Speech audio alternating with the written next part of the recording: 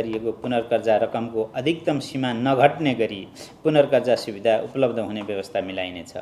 पुनर्कर्जा सुविधा उपलब्ध गराउँदा लघु, घरेलु, साना तथा मझौला उद्यम व्यवसायलाई प्राथमिकता दिइनेछ। कोभिड-19 महामारीका कारण सङ्कटग्रस्त उद्योग, पर्यटन व्यवसाय, सञ्चार, यातायात, पार्टी प्यालेस, व्यायामशाला, सिनेमा तथा मनोरञ्जन उद्योग लगायतका व्यवसाय पुनरुत्थानको लागि व्यवसाय निरन्तरता कर्जा कार्यक्रमको प्रभावकारी कार्यान्वयन गरिनेछ। कर्जा अवधि थप पुनर्संरचना तथा पुनर्तालिकीकरण।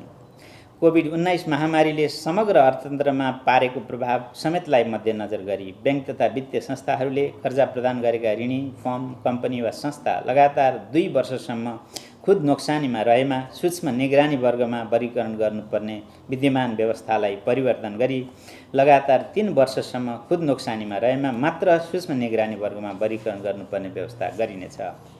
बैंक तथा वित्तीय संस्थाहरूले कर्जा प्रवाह गरेका ऋणीहरूमध्ये कोभिड-19 को कारण वित्तीय अवस्था तथा नगद प्रवाहमा नकारात्मक असर परेका ऋणीहरूलाई बैंक तथा वित्तीय संस्था स्वयंले विश्लेषण गरी किस्ता रकम घटाई भुक्तानी अवधि थप गर्न सकिने व्यवस्था गरिनेछ।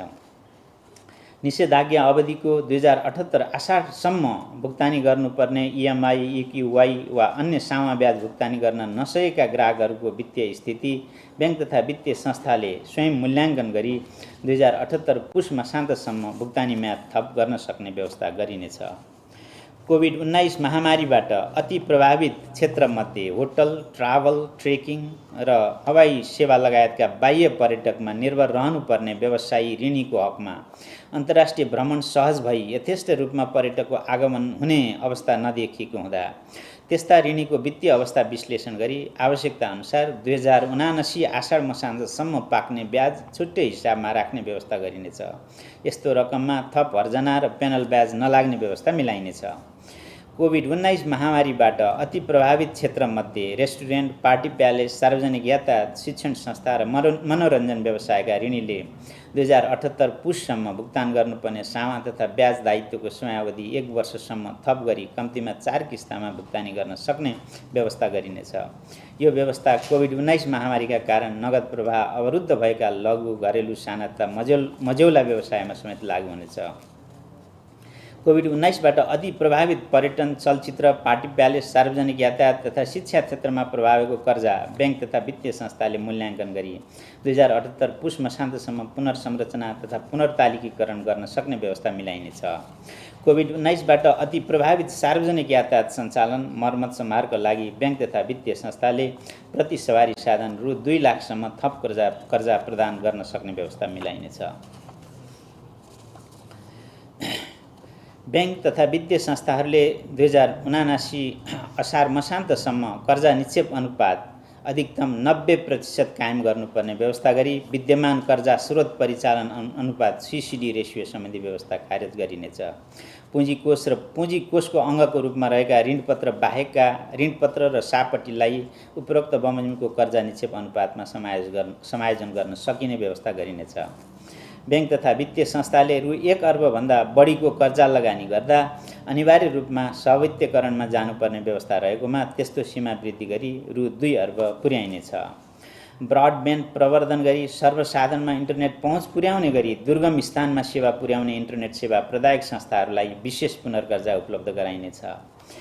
वाणिज्य बैंकहरूले 2078 आषाढ मसान्तमा कायम गर्नुपर्ने गरी तोकिएको क्षेत्रगत कर्जा अनुपात कोभिड-19 को असरलाई दृष्टिगत गरी 2079 आषाढ मसान्तसम्मको लागि तोकिएको कर्जा अनुपात एकमुष्ट रूपमा पूरा गरे हुने व्यवस्था गरिनेछ। ब्याज पुँजीकरण गर्न यस बैंकबाट पूर्व स्वीकृति प्राप्त ग्रेस अवधिमा रहेका निर्माणाधीन आयोजनामा प्रभावित कर्जाको 2079 आषाढ मसान्तसम्म पाएको ब्याज पुँजीकरण गर्न सकिने व्यवस्था गरिनेछ।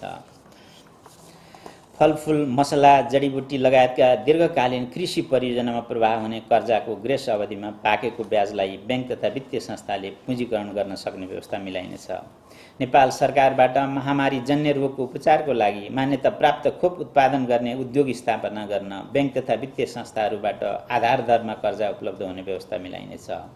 बैंक तथा वित्तीय संस्थाहरूबाट शेयर धितोमा प्रवाह हुने मार्जिन प्रकृतिको कर्जामा तोकिएको विद्यमान कर्जा धितो मूल्य अनुपात यथावत कायम गरिएको छ।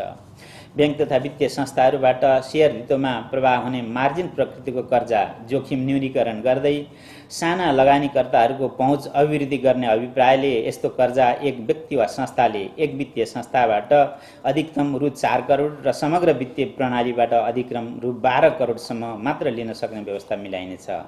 ऋणीले उक्त सीमाभन्दा बढी कर्जा उपभोग गरिरहेको अवस्थामा यस्तो कर्जा नियमित गर्न उपयुक्त समय सीमा प्रदान गरिनेछ। विद्युतीय सवारी साधन खरिदको लागि कायम गरिएको कर्जा धितो अनुपातको विद्यमान सीमा यथावत कायम राख्दै यस्ता सवारी साधनको लागि आवश्यक चार्जिङ स्टेसन स्थापनाको लागि प्रवाह हुने कर्जामा पुनर्कर्जा उपलब्ध हुने व्यवस्था मिलाइनेछ। अस्पताल नभएका स्थानीय तहमा 100 बेडसम्मको अस्पताल स्थापना गर्न बैंक तथा वित्तीय संस्थाहरूबाट सहज रूपमा कर्जा प्रवाह हुने व्यवस्था मिलाइनेछ। प्राविधिक तथा व्यावसायिक तालिम प्रदान गर्ने संस्थाहरूलाई बैंक तथा वित्तीय संस्थाहरूबाट सहज रूपमा कर्जा उपलब्ध हुने व्यवस्था मिलाइनेछ। बैंक तथा वित्तीय संस्थाहरूको पुँजीको आधार दरिलो बनाई जोखिम वहन क्षमता सुदृढ तुल्याउन बैंक तथा वित्तीय संस्थाहरू एक आपसमा स्वस्फूर्त रूपमा गाभिने तथा प्राप्ति प्रक्रियामा सहभागी हुन थप प्रोत्साहित गरिनेछ। बैंक तथा वित्तीय संस्थाहरूले कायम गर्नुपर्ने कर्जा र निक्षेपको ब्याज दर अन्तरको विद्यमान व्यवस्थालाई यथावत कायम गरिएको छ। आधार दर गणनाको विद्यमान विधिलाई पुनरावलोकन गरिनेछ। बैंक तथा वित्तीय संस्थाहरूले कर्जाको ब्याज दर निर्धारण गर्दा आधार दरमा थप गर्ने प्रिमियम दर संस्था आफैले निर्धारण गर्न सक्ने व्यवस्थालाई निरन्तरता दिएको छ। तर उद्यम व्यवसाय सञ्चालन गर्न रु 1 करोड वा सोभन्दा कम ऋण उपयोग गर्ने ऋणीको हकमा आधार दरमा अधिकतम 2% बिन्दुले मात्र प्रिमियम थप गर्न सक्ने व्यवस्था मिलाइनेछ। बैंक तथा वित्तीय संस्थाहरूले प्रवाह गर्ने अधिविकर्ष कर्जा लगायत चालु पुँजी कर्जालाई थप पारदर्शी तथा प्रभावकारी बनाउन चालु पुँजी कर्जा सम्बन्धी मार्गदर्शन जारी गरिनेछ। बैंक तथा वित्तीय संस्थाहरूका सहायक कम्पनीहरूको एकीकृत सुपरिवेक्षणलाई प्रभावकारी बनाउन अन्य नियामक एवं सरोकारवाला निकायहरूसँग समन्वय गरिनेछ। बचत तथा ऋण सहकारी संस्थाहरूको नियामकीय निकायहरूको नियमन तथा सुपरिवेक्षण क्षमता अभिवृद्धि गर्न आवश्यकता अनुसार नीतिगत समन्वय र प्राविधिक सहायता उपलब्ध गराइनेछ। बैंक तथा वित्तीय संस्थाले ग्राहकलाई कालो सूचीमा राख्ने विद्यमान व्यवस्था पुनरावलोकन गरिनेछ। बैंक तथा वित्तीय संस्थाहरूको संस्थागत सामाजिक उत्तरदायित्व खर्च व्यवस्थित गर्न मार्गदर्शन जारी गरिनेछ। ग्राहक पहिचान सम्बन्धी व्यवस्थालाई सरलीकृत गरी प्रविधिमा आधारित ग्राहक पहिचान प्रणाली ई-केवाईसी विकास गरिनेछ। लघुवित्त सम्बन्धी व्यवस्था थोक कर्जा प्रदायक लघुवित्त वित्तीय संस्था र खुद्रा कारोबार गर्ने लघुवित्त वित्तीय संस्था बीच समेत एक आपसमा गाभिने तथा प्राप्ति प्रक्रियामा सहभागी भई एकीकृत भएमा खुद्रा कारोबार गर्ने लघुवित्त वित्तीय संस्थाको रूपमा कार्य गर्न सक्ने व्यवस्था गरिनेछ। भुक्तानी प्रणाली आर्थिक वर्ष 2079-80लाई विद्युतीय भुक्तानी कारोबार प्रवर्धन वर्षको रूपमा मनाउन चालु आर्थिक वर्ष आवश्यक पूर्वाधारको विकास र चेतना अभिवृद्धिमा जोड दिइनेछ। विद्युतीय भुक्तानीका उपकरणहरू बीच अन्तर आबद्धता कायम गर्दै नेपालभित्र हुने भुक्तानी कारोबारहरूको राफसाफ तथा अभिलेखीकरण गर्न र नेपालको आफ्नै भुक्तानी कार्ड प्रयोगमा ल्याउन राष्ट्रिय भुक्तानी स्विच स्थापनाको कार्य सम्पन्न गरिनेछ।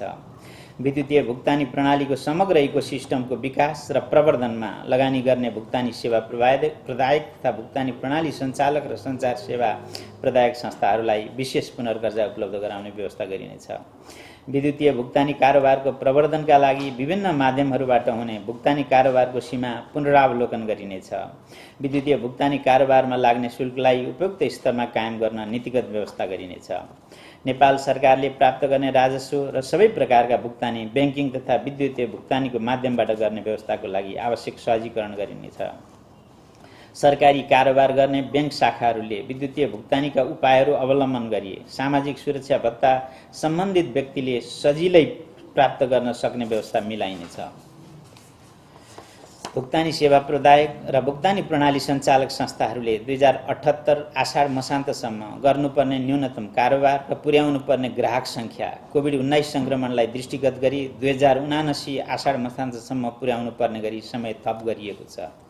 भुक्तानी सेवा प्रदायक तथा भुक्तानी प्रणाली सञ्चालक संस्थाहरूको कारोबारको दायरा बढाई लघुवित्त वित्तीय संस्था र सहकारीका ग्राहक समक्ष समेत विद्युतीय भुक्तानी सेवा पुर्याउन प्रोत्साहित गरिनेछ। साथै नगद कारोबारको विद्यमान सीमालाई बचत तथा ऋण सहकारी संस्थामा समेत प्रभावकारी कार्यान्वयन गर्न आवश्यक समन्वय गरिनेछ। बैंक तथा वित्तीय संस्थाहरूमा कर्जाको आवेदनदेखि स्वीकृति गर्नेसम्मको प्रक्रियालाई विद्युतीय माध्यमबाट हुने व्यवस्थाका लागि सहजीकरण गर्न डिजिटल कर्जा मार्गदर्शन तर्जुमा गरी कार्यान्वयनमा ल्याइनेछ। विश्वमा विद्युतीय मुद्राको प्रयोग तथा सम्भाव्यता अध्ययन भइरहेको सन्दर्भमा नेपालमा समेत केन्द्रीय बैंक विद्युतीय मुद्रा अर्थात् सेन्ट्रल बैंक डिजिटल करेन्सीको सम्भाव्यता अध्ययन गरिनेछ। लघु, साना र घरेलु उद्यम तथा स्टार्टअप प्रवर्धन गर्न डिजिटल ब्याङ्किङको अवधारणा तथा भुक्तानी प्रदायक संस्थाहरूले निश्चित रकमसम्मको लघु कर्जा उपलब्ध गराउन सक्ने व्यवस्थाका सम्बन्धमा आवश्यक अध्ययन गरिनेछ। बैंक तथा वित्तीय संस्थाहरू बाहेकका भुक्तानी सेवा प्रदायक र भुक्तानी प्रणाली सञ्चालक संस्थाहरूले निश्चित सीमाभन्दा बढीको कारोबार र शङ्कास्पद कारोबारको विवरण वित्तीय जानकारी इकाइमा उपलब्ध गराउनु पर्ने व्यवस्था मिलाइनेछ। विदेशी विनिमय नेपाली संस्था निकायहरूले सेवा सम्झौता गरी विदेशबाट लिने सेवा आयात बापतको भुक्तानीका लागि वाणिज्य ब्याङ्कहरूले प्रदान गर्न सक्ने सटाई सुविधामा आवश्यक पुनरावलोकन गरिनेछ। हवाई सेवा प्रदायक संस्थाले तोकिएका कागजातहरूको आधारमा अमेरिकी डलर 25,000 वा सो बराबरको सेवा खरिदको लागि वाणिज्य ब्याङ्कबाट विदेशी मुद्रा सटै सुविधा उपलब्ध हुने व्यवस्था मिलाइनेछ। राष्ट्रिय प्राथमिकता प्राप्त आयोजनाहरूले सेवा लिए बापत विदेशी संस्थालाई गर्नुपर्ने भुक्तानी तोकिएका कागजातको आधारमा वाणिज्य ब्याङ्कहरूबाट सोझै गर्न सक्ने व्यवस्था मिलाइनेछ। भारतबाट परिवर्तित विदेशी मुद्रामा आयात गरिने औद्योगिक कच्चा पदार्थ तथा मेसिनरी लगायतका वस्तुहरूको विद्यमान सूची पुनरावलोकन गरी आवश्यक समायोजन गरिनेछ। मनी चेन्जर, विप्रेषक company, hotel, travel, trekking, cargo, airlines लगायतका यस ब्याङ्कबाट विदेशी मुद्रा कारोबार गर्न स्वीकृति पाएका संस्थाहरूको विदेशी मुद्रा कारोबार अनुमति पत्र 2079 आषाढसम्म नवीकरण गर्दा शुल्क नलाग्ने व्यवस्था गरिनेछ। विभिन्न फर्म, कम्पनी तथा संस्थाको एप्लिकेसन तथा सफ्टवेयर खरिद र अनलाइन विज्ञापन लगायतका सेवा आयात बापतको विदेशी मुद्रा भुक्तानी सम्बन्धित नियामक निकायको अथवा सरकारवाला निकायसँग समन्वय गरी थप व्यवस्थित गरिनेछ। विप्रेषण सेवा प्रदायक कम्पनीहरूलाई थप सुदृढीकरण गर्न एक आपसमा गाभिन तथा प्राप्तिमा सहभागी हुन आवश्यक व्यवस्था मिलाइनेछ। नेपाली नागरिकले नगदको रूपमा राख्न सक्ने परिवर्तित विदेशी मुद्राको अधिकतम सीमा र सोको समयावधि तथा परिवर्तित विदेशी मुद्रा सटै सम्बन्धी व्यवस्था पुनरावलोकन गरिनेछ।